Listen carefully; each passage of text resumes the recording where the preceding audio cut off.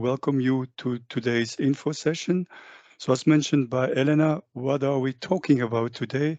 Well, it's very simple. We have the pleasure to have the IPOL-ERA Consortium, like we call them, presenting the roadmap for action on the environmental risk assessment of chemicals for insect pollinators, which we abbreviate as IPOL-ERA Roadmap. So they have prepared a presentation to present the work that has been done.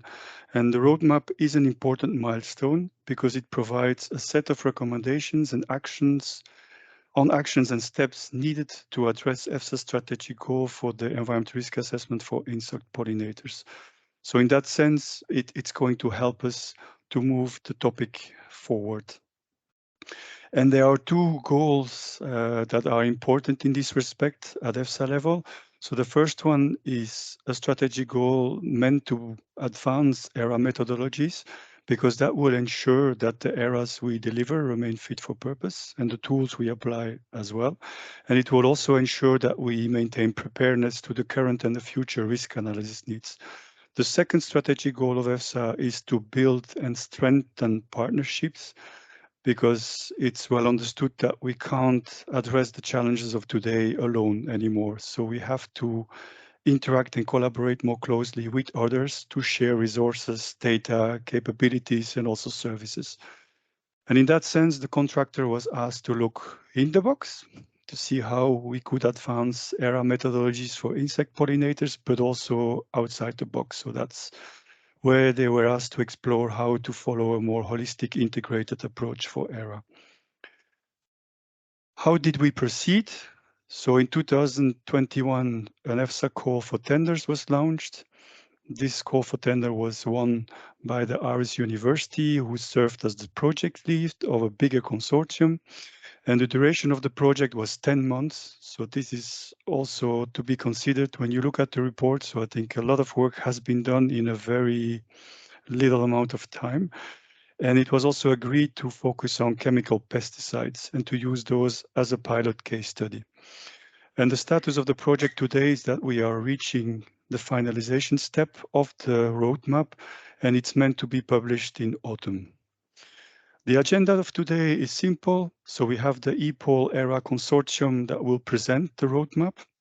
This will be done by James, May and Chris. So they will give their talk in one go. And then we will take questions or requests for clarifications that you might have on that presentation. And that section will be moderated by Rachel, who will take your questions. So raise your hand if you have a point to make or you wish to have some clarity on something, and you can also use the chat if needed. And then Tobin will conclude and reflect on the next steps. But before giving the floor to James, we first wanted to thank you for connecting to today's info session. We also wish to mention the colleagues of the European Commission. So we have representatives of DG Santé, Agri, ENV, and RTD on board today. So we are very happy about that. We also have representatives of GRC, ECHA, EEA, US EPA, and PARC. So there's a lot of externals connected to this info session, which is good news. We also wanted to warmly thank the IPOL-ERA Consortium for the massive work they have done. So it has been a mammoth undertaking, very tight deadline with a lot of work to be done. So we really appreciate your commitment and also the willingness to take our comments and revise things as needed. So it was a challenging exercise, but I think it's a really important milestone that we achieved with the almost finalization of the roadmap. So we are very grateful for the work you have done. And we also wanted to thank the IPOL-ERA team, which is composed of internal colleagues, but also externals, to have followed the whole activity since the start, and their valuable advice to help the project forward.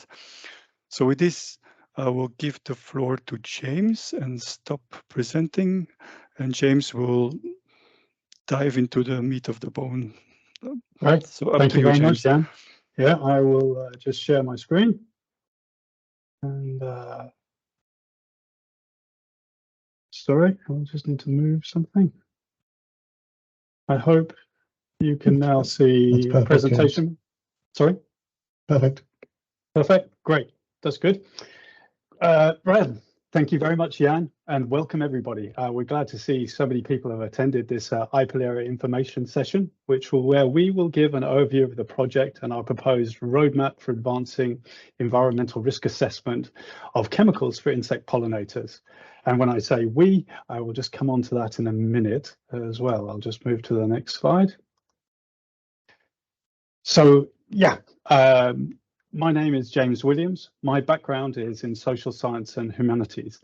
And this is just a little bit of a recap of the agenda that Jan just outlined, but I will present the first part of today's information session, which covers the scope and methodology of the IPOL-ERA project. Then I'll hand over to Maya Rundlov, who is one of our senior experts in the project team, and she will give you an overview of the findings as outputs of the project. And then lastly, Chris Topping, who is the coordinator of the IPOL-ERA team here, will give you an overview of the roadmap, our proposed roadmap, the IPOL-ERA roadmap for action. And then, as Jan said, there'll be time for questions and answers that'll be moderated by Rachel Sharp, and then Tobin Robinson will give you a wrap up as well. So that's just a quick recap on that. But I also wanted to give a bit of a recap on the background. As Jan mentioned, EFSA's vision is that by 2030, ERA methodologies to protect insect pollinators should be further advanced. And these developments and envisaged developments should be integrated within a more holistic framework that encompasses systems-based thinking and approaches. EFSA's vision calls for the development of methods for advancing ERA of chemicals. Now, as Jan said, as the starting point, EFSA's guidance for the IPOL-ERA project and our focus for IPOL-ERA was the ERA of chemical pesticides. However, any envisaged advancements in methods and tools could then be extended to other regulated chemicals.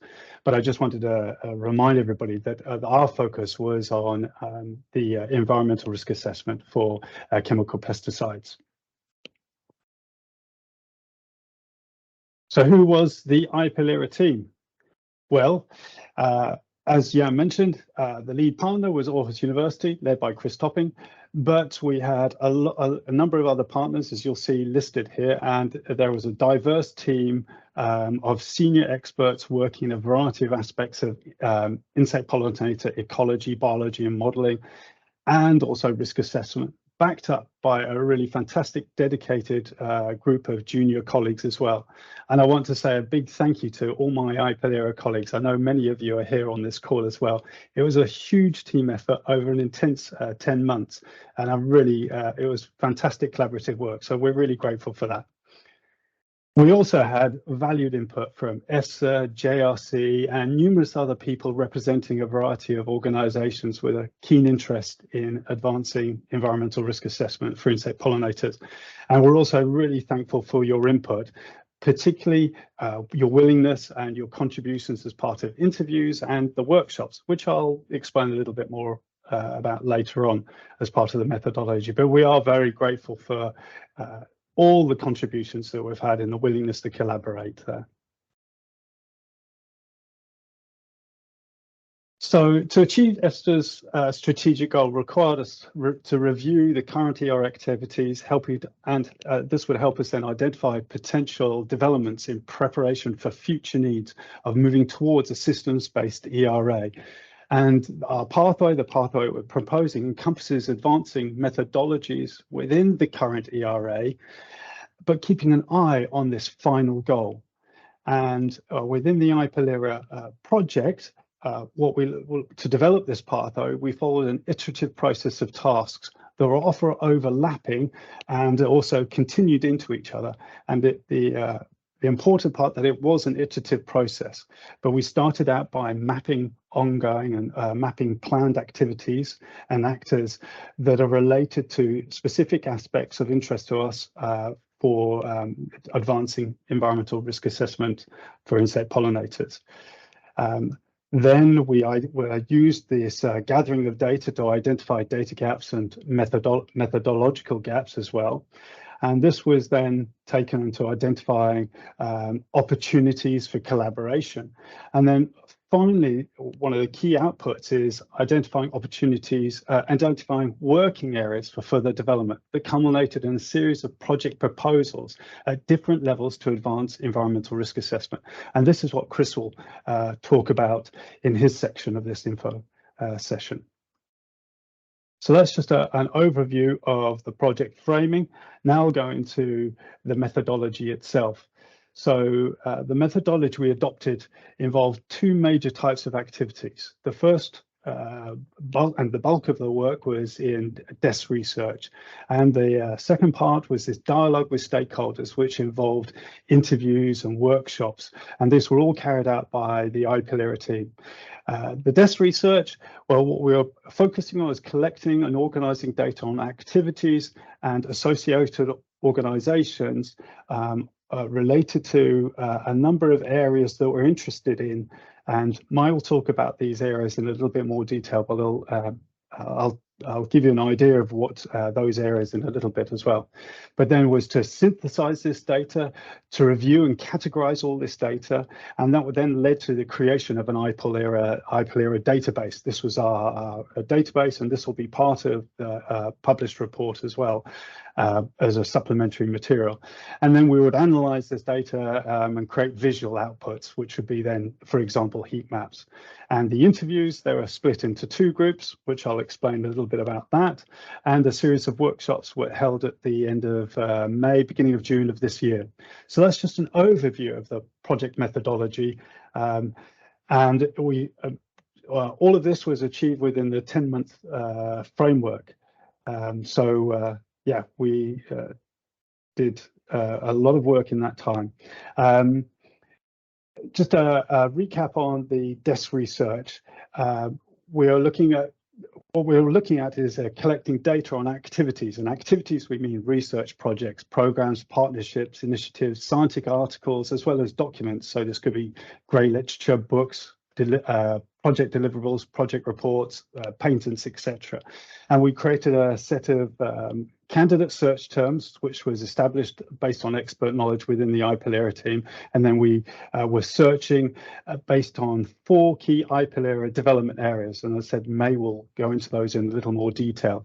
But the searches were conducted using a variety of databases, as you see here, Web of Science, Scopus, Google, etc., and Cordis. But the main point of this slide is that all this data collection was an iterative process, and we would review the database, identify possible data gaps, and then supplement this with interviews, which is what I'll talk about next. So our stakeholder dialogue, as I mentioned, involved 2 aspects. We had 25 online interviews, 12 of those were with experts, and those were used to provide information on insights into scientific methodologies and state of knowledge. And the experts we identified came from a different variety of different scientific fields, so entomology, ecotoxicology, ecology, as well as those people with expertise in different aspects related to environmental risk assessment and emerging technologies. We then also had another series of interviews with 13 what we term stakeholders, and these were looking at their opinions and perspectives on advancing ERA, and these were then institutional actors, so predominantly European level, so from a variety of authorities and institutions, e.g. DGs, etc., as well as quite a number of people for what we term field actors. These are from industry associations that related to pesticide production or agriculture, as well as environmental NGOs and what we term practitioner associations. Those people represent, or associations representing agriculture, farming and beekeeping. And then we had these 3 online workshops, as I said, that were held in May and June. And we had 22 people attending those. They were over 3 consecutive days. And there were people representing quite a number of different organizations, 3 sectoral interests, again, these institutional actors, field actors, and practitioner associations. So what we were trying to do is involve, again, diverse opinions from the different organizations representing different sectoral interests, and getting a broad diversity of views there. So that's just an overview of the project methodology. And what I will now move on, and I'll hand over to Maya in a little bit, but all this data gathering in terms of the desk research and the interviews then was then formulated, or was taken into our initial step of first output was reviewing of the problem and reframing it for the IPOL-ERA project. And our focus was advancing landscape scale and long-term risk assessments in line with EFSA's scientific report regarding the definition of specific protection goals. But I'll hand over to Mai now to explain some of the the problem formulation as we saw it for the IPOL-ERA project and the insights then about that. So I'll just move on to the next slide, and hopefully Mai can now come in. Yeah, thank you very much, James. Yeah, so we had great challenges in tackling this, that there are lots of different pollinator species. They live in different landscape contexts. We use lots of different pesticide products and compounds. And to structure our work, we had to conceptualize the problem a little bit more. And we did so by departing from a species vulnerability perspective. And this was where we assumed that vulnerable organisms, they can cover other organisms too in terms of their pesticide exposure, intrinsic sensitivity, and population resilience. So in conceptualizing the problem, we also divided into areas where we could map the current knowledge and also identify where there were less available knowledge that would be needed to take this broad and or further the ERA for insect pollinators. Next slide, please.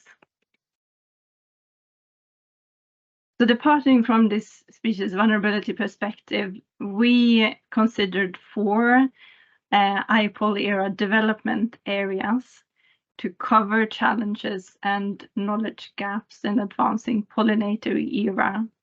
The first one was pollinator external exposure, and that's influenced not only by pesticide use patterns, but also different ecological and behavioral traits, such as where and what pollinators forage on, how they move across the landscape. The second one is pollinator intrinsic sensitivity. That includes different sub-organismal traits, such as uptake and metabolization of pesticide chemicals. The third one is pollinator population resilience, and that's also influenced by several ecological traits where organisms interact with their environment, such that relate to reproduction and dispersal. And then these 3 development areas, they move from exposure to effects, but that's not all we have to consider in an ERA context. So the 4th development area deals specifically with advancing an ERA framework, and that relies on common development, central access to methods, tools, and data, and including considering societal values that relates to pollinators and pesticides. And then that, going the whole loop back to the species vulnerability perspective, we as a society also decide what vulnerable means. So we think that this is sort of, you have to go through, and we also went through in iterative processes when we organized our work and when we collected the information that we are using to, in the end, formulate a roadmap and project. Next slide, thanks. So we, as James said, we used desk research and interviews to collect 383 unique activities.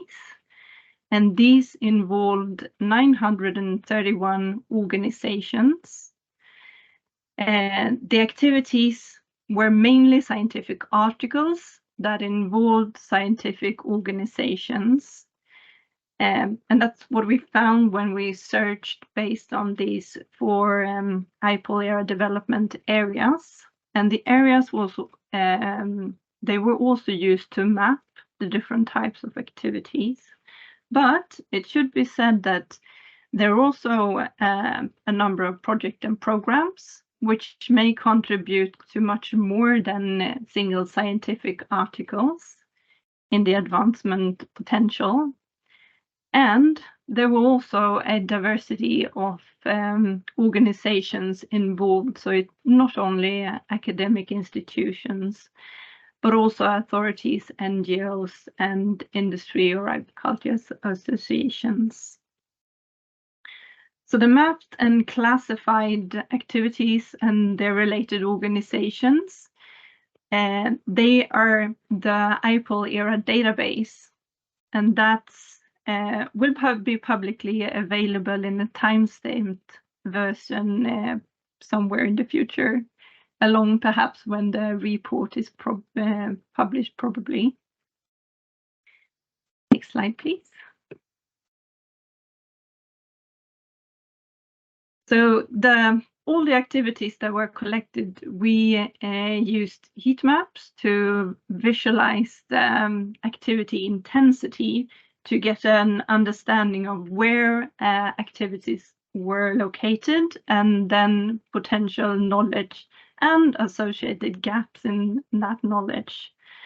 So the activities were visualized in terms of the development areas and the components of the subcategories of the development areas, and then also in relation to the pollinator groups. We separated the scientific articles and research projects and programs, and in the next slide I will go into a little bit more of the details, but it's the pattern is quite similar when we look at the 2 different types. Next slide, please. So if we first focus on where there are high activity intensity, which means that we may have more scientific knowledge, that's definitely on bees, and it includes both wild bees and honeybees. For wild bees, we have the most activities on sensitivity to single pesticides, and for honeybees, it's a little bit more general on intrinsic sensitivity. Next, please.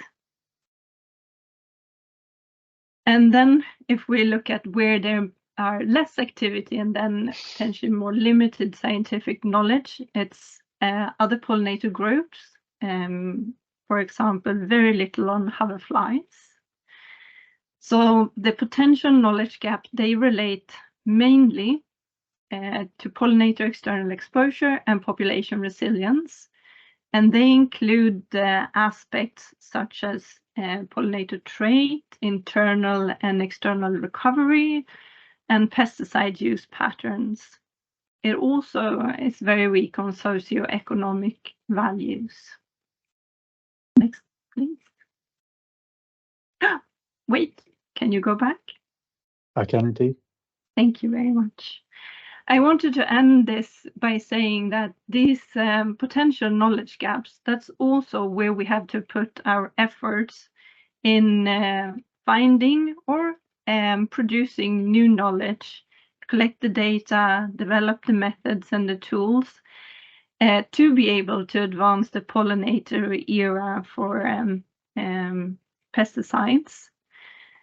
And those challenges, filling these gaps or advancing, they include, for example, going beyond bees in identifying focal species.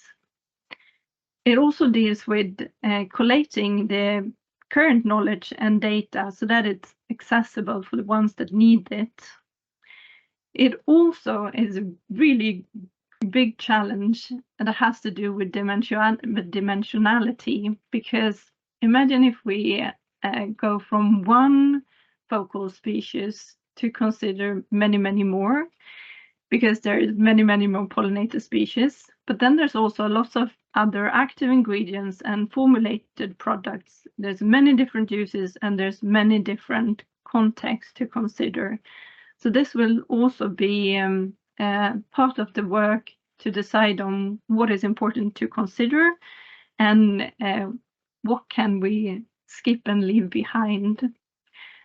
So part of this identifying these dimensionality challenges was dealt with in the interviews and workshops, which James will continue to talk about. Thank you, Maya. Yes. So as we mentioned, part of our methodological approach was to conduct a series of interviews and workshops. And although it was a limited number of interviews and participants that could participate, we did gain a valuable set of insights that covered the diversity of perspectives and opinions, because we had a range of people involved in these, a range of sectors represented through people attending. And some of the key insights that we gained was that the inclusion of additional focal species was considered beneficial. And some of the benefits for that was widening protection for all insect pollinators, along with the development of standardized test protocols that could be a practical, adaptable and representative of the real world. So there was a general consensus that the additional focal species would be beneficial for environmental risk assessment related to chemical pesticides. However, there were a number of challenges noted along with that, in terms of predominantly focusing on knowledge gap and the lack of data and or accessibility of this data, particularly related to species ecology and distribution for non-bee pollinators. So this knowledge gaps and lack of data was considered a challenge in relation to the selection of focal species and also ensuring we had sufficient data there. Another topic that came up was landscape level environmental risk assessment and the use of modelling. And here, the benefits of perceived benefits of sort of more realistic assessment of landscape and population level effects of pesticides, and modelling used as a tool to assess the impact of multiple stressors and the impact of multiple exposures. And a key part of this was over extended time periods. So these were some of the benefits that were considered, but again, there are a number of challenges that those that we spoke to and were participating in workshops raised. One of the key challenges was the difficulty in developing comprehensive landscape descriptions across Europe. Some people noted that this could be resource demanding in relation to the potential benefits, but it was just the challenges of creating a comprehensive set of landscape descriptions scenarios.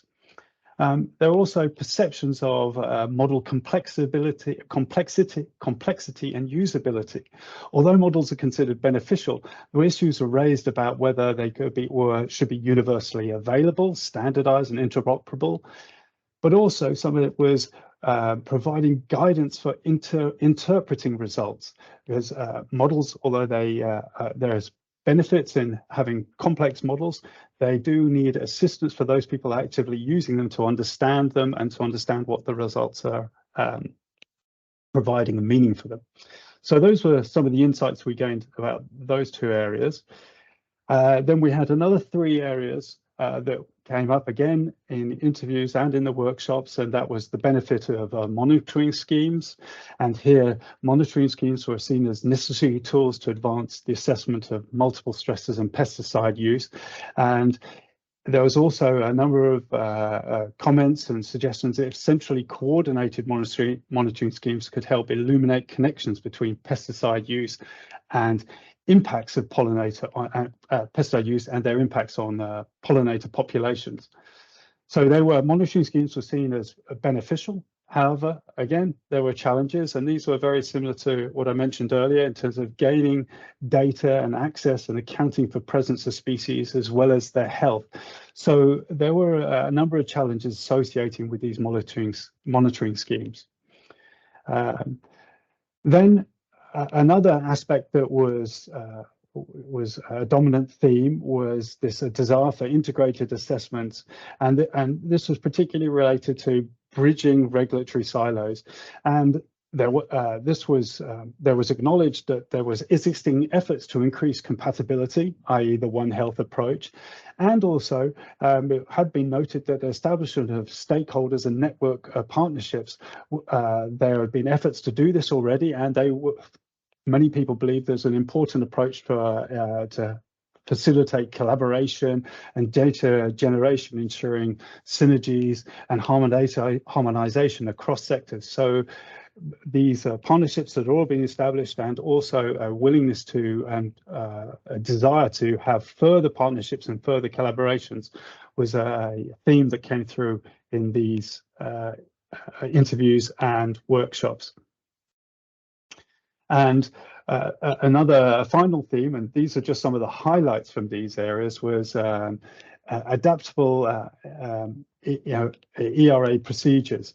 And the benefits that were seen here is the integration of new novel scientific and technical advances, e.g. the use of omic methods, and also accounting for the developments in precision agriculture, such as the use of drones for pesticide application.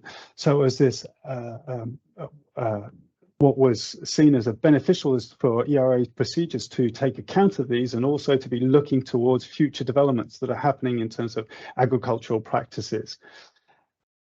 Some of the challenges associated with this were the perceived complexity of scientific advances and the speed of adoption within regulatory developments, and also might these hamper decision making, but these were perceptions about that.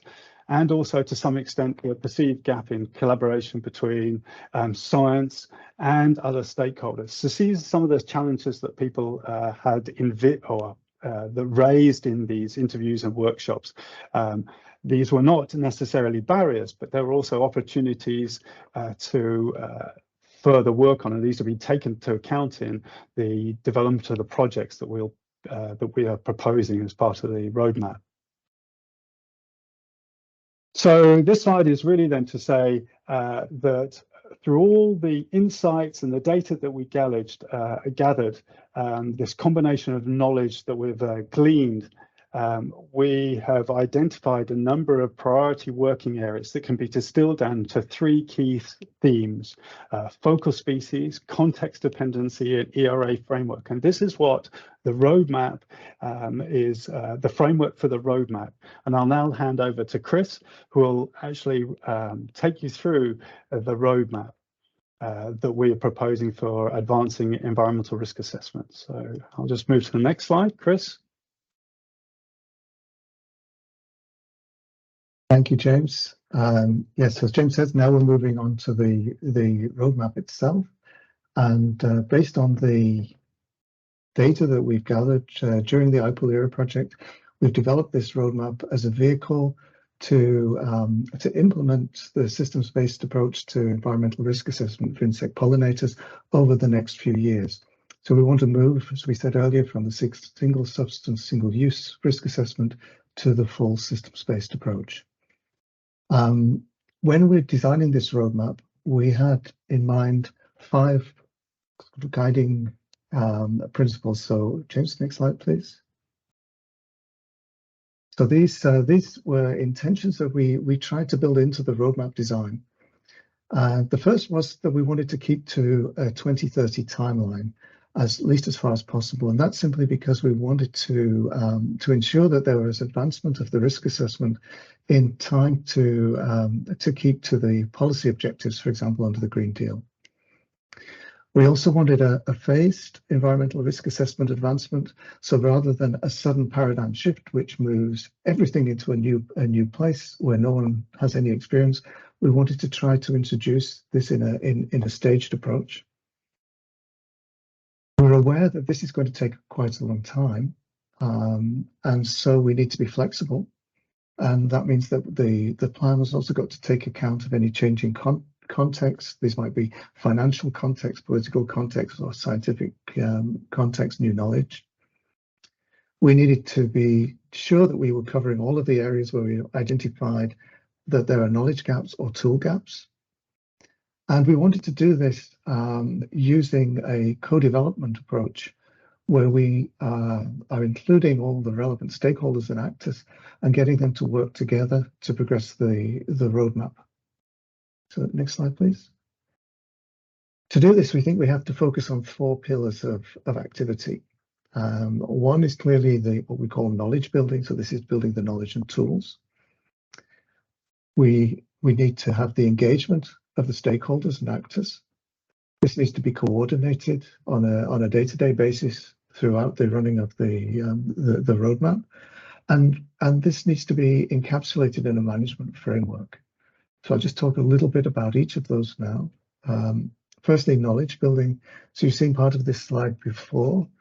As Mike told us, that we have these 4 development areas that we want to work in, with exposure, sensitivity, population resilience, but then encapsulating that in the risk assessment framework and feeding back to this vulnerability concept. So for this, we need to create some knowledge building projects. These are relatively time limited projects, but quite diverse, ranging across a whole range of topics from ecology and toxicology. But we also need to develop some tools and methods. These are on the right-hand side. So one of the key ones is the data framework. We want to start to develop a centralized data structure so that there's centralized access to information. We need new toxicological tests because we're talking about new species and that potentially some new aspects that need to be tested. We need models for working with the focal species that we identify. We need landscape context and management context for those models in order to make them operational at the landscape and systems level. And we also need the monitoring to make sure that we're not making mistakes and to verify that the models are doing a good job. So we want a feedback between the monitoring of the real world and the modeling and tools that we're using for the risk assessment. So all of these need to be completed with projects. It's okay, James. Next slide. We also have the engagement and communication, and this is considered a very central part of the roadmap. And this means that we need to inform stakeholders. People need to understand what the intentions are and the progress towards the roadmap development. We need to build links between the partners and forge partnerships, and also a link to existing partnerships such as PARC and the EUB partnership. And we need to be inclusive, so everybody who feels that they have a stake in this is informed, including, for example, citizens who might be represented by NGOs, but equally might be part of the roadmap activities themselves if they're engaged in some form of citizen science data gathering project. Next slide, please. So to do this, we create what we call a community of practice. And this is drawn from different fields, which have already been mentioned. So we need actors that come from the institutional field. So this might be EFSA, the Commission, member state environmental protection agencies. We need field actors, NGOs and industry and scientific actors. And from these we'll form a core group. And these people will be the people who actually drive the roadmap forward. And obviously this requires some coordination and leadership. Next slide, please, James. This whole co-development process is seen in 4 phases. So the first phase is really setting the scene, understanding where we are now, what building blocks do we have, what is the vision for the future, and setting the direction.